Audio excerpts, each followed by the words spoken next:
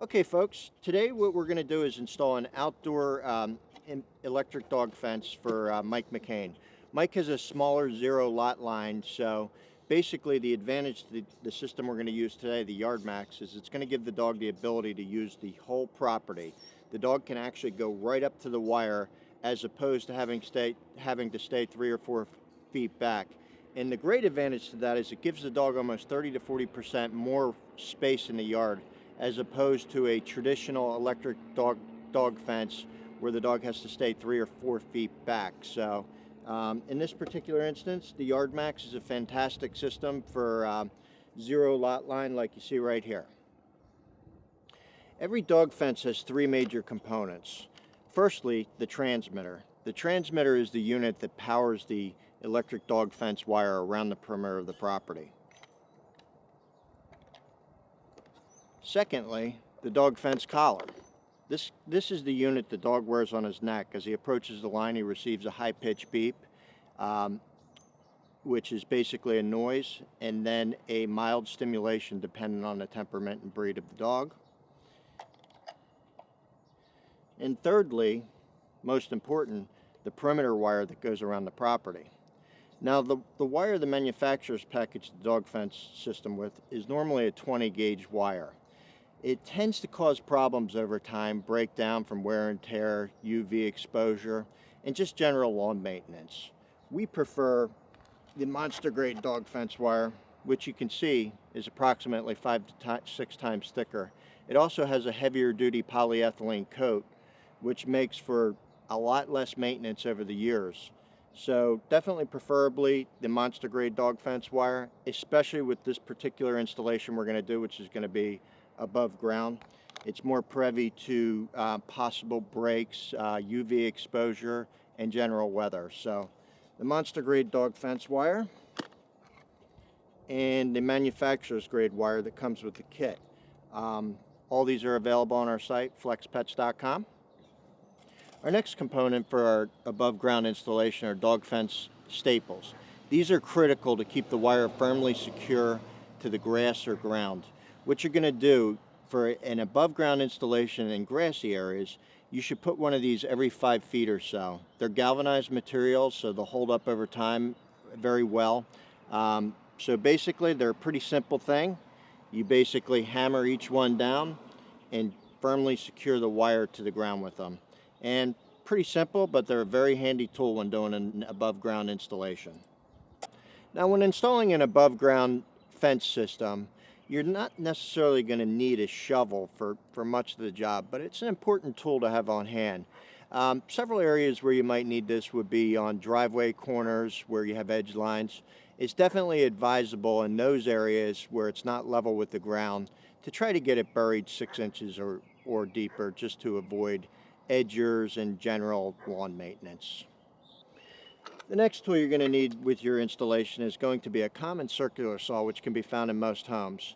During your installation, you're most definitely going to come across an area like a driveway or a sidewalk you're going to need to cross. You can always drape the wire over and staple it down on both ends, but in some cases that may present a trip hazard. One easy way to get across a concrete asphalt driveway is going to be to use a common circular saw.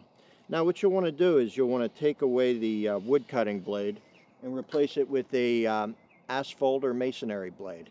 This blade will basically cut through any sidewalk like a hot knife through butter. You don't have to go very deep across the driveway or pass, basically just about 1/8 of an inch down, deep enough where you can run the wire through the groove. And these blades can be purchased at Home Depot, Lowe's, or any big box hardware store.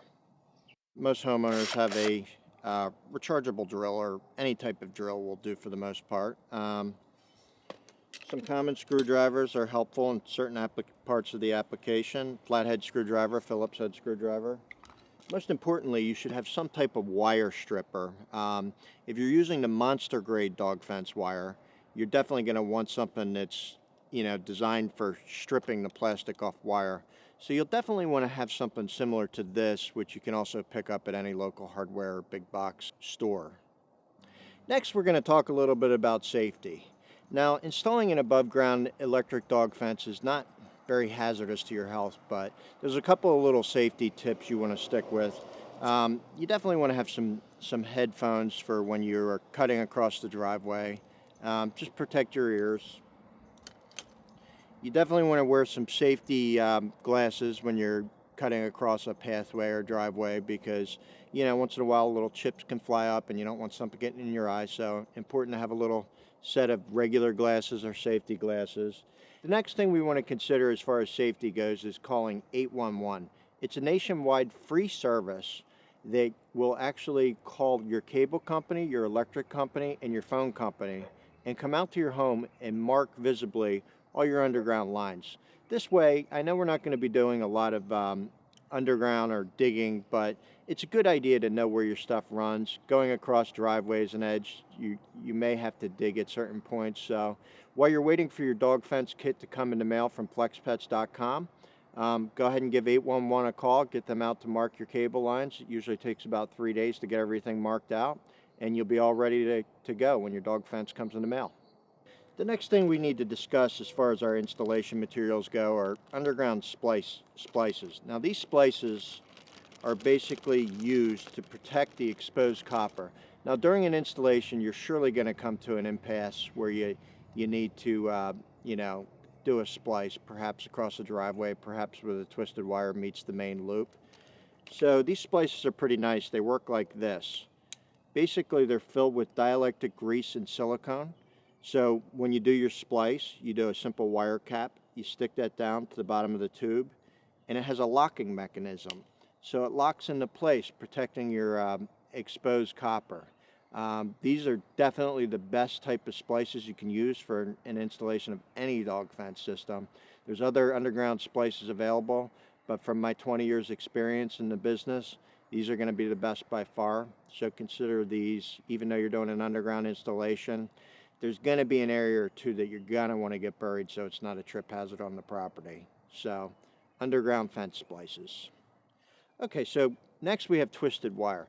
Now there's a lot of misconceptions about twisted wire. People want to do a lot of crazy things with twisted wire, like try to do three-way joints, just pick a section in the loop to add a piece of twisted wire in because they think it'll cancel the fence. Twisted wire doesn't work like that at all. The only real application for twisted wire is from the transmitter to the perimeter where you're going to start your main loop around the entire property. Basically, think of the twisted wire as an extension cord from your dog fence transmitter to your main loop that goes around the whole property.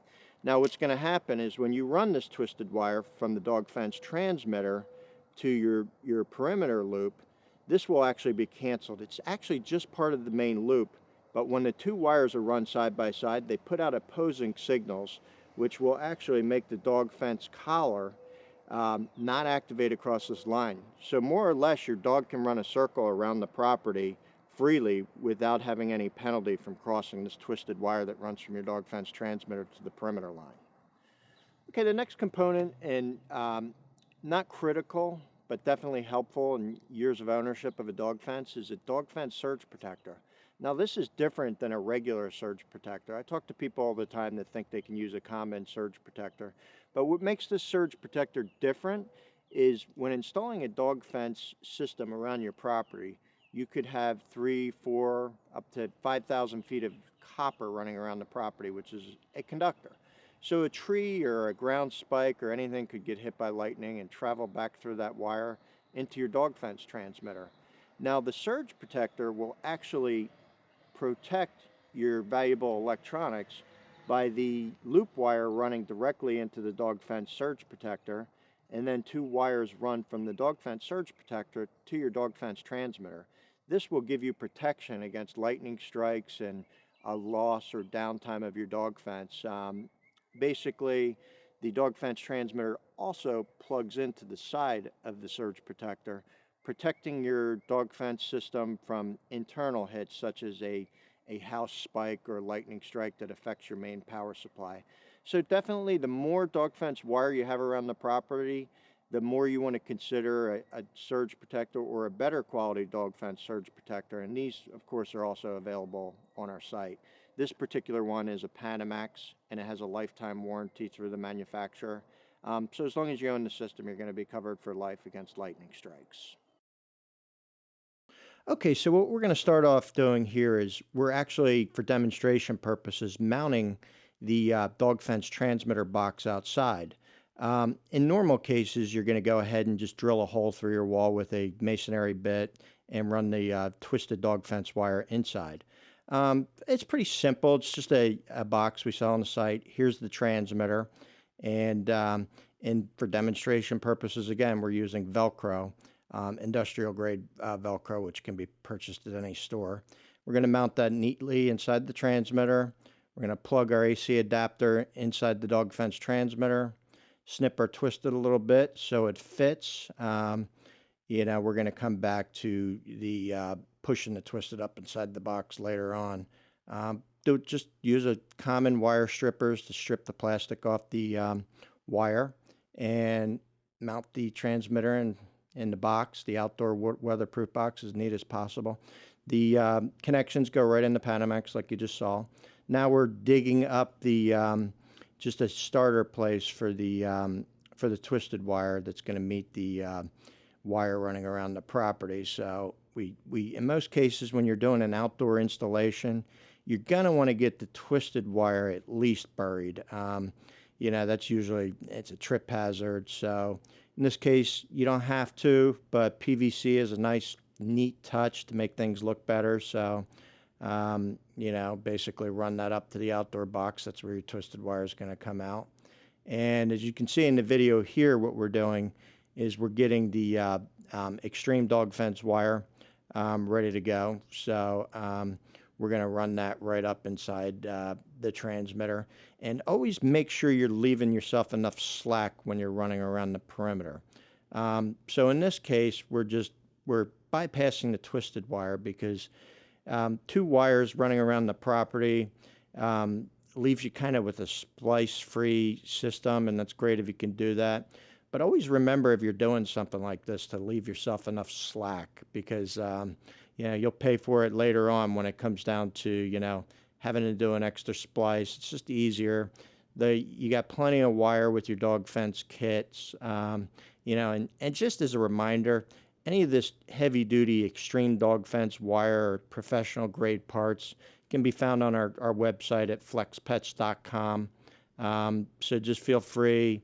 We get a really friendly staff of very knowledgeable people, so feel free to call anytime if you have any type of questions.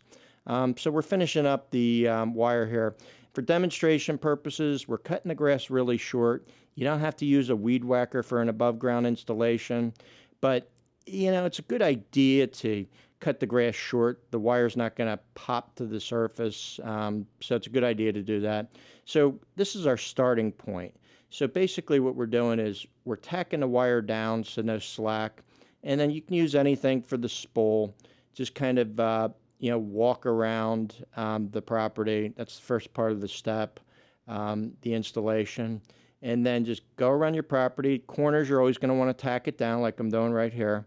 So tack it down tightly so it's not pulling the rest of your installation. And then we're going to start with the dog fence staples.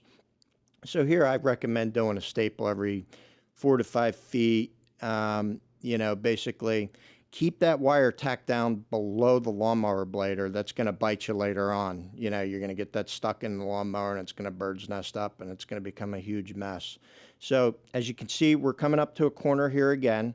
So we're tacking that wire nice and tight to the ground so it's not unspooling us. Right, you see the corner here. And always remember, dog fence fundamentals, make nice rounded corners. When you come to a driveway like this, you see an expansion seam already here. So nice and easy, tack it to the ground. If you have a nice expansion seam like we have here, you can just clean that out with a screwdriver or an edger or a circular saw with a masonry blade. But you can see we're also stapling it down here. And this is also part of the above ground installation, so it's not unspooling and it's not causing us to do a splice later at the driveway. So finishing up, we're going around the property and meeting back up where we started. So I was telling you earlier in the video, we're trying to avoid twisted wire, so we have no splices. That's always better if you don't have splices. So we're completing our loop from where we started and coming back up we're actually running the loop directly into the surge protector. And then that way, the dog fence surge protector, different than a regular surge protector. It protects your boundary from bringing lightning in from the loop. And then, as you can see, we ran 2 wires from the transmitter or the surge protector to the transmitter. So we're finishing up here, stapling down everything nice. Don't skimp on dog fence staples. They're cheap.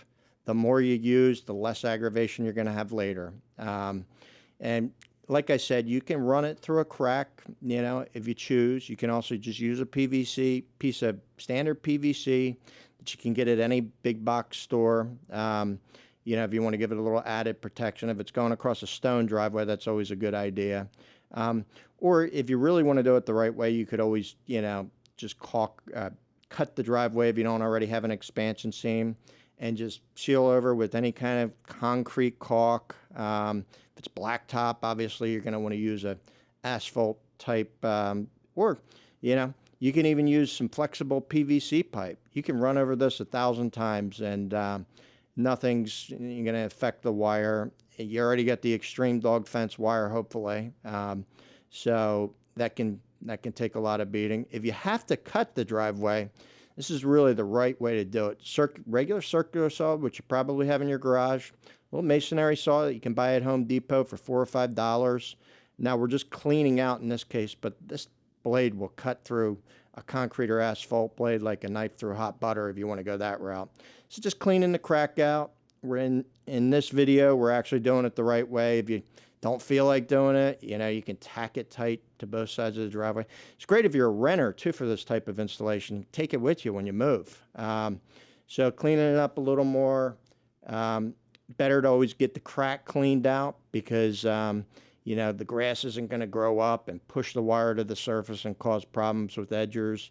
As you can see on the corners, we're always going deeper on the corners. And that's important. I like to go a foot down. And the reason being is you don't want to have to worry about edging and lawn maintenance.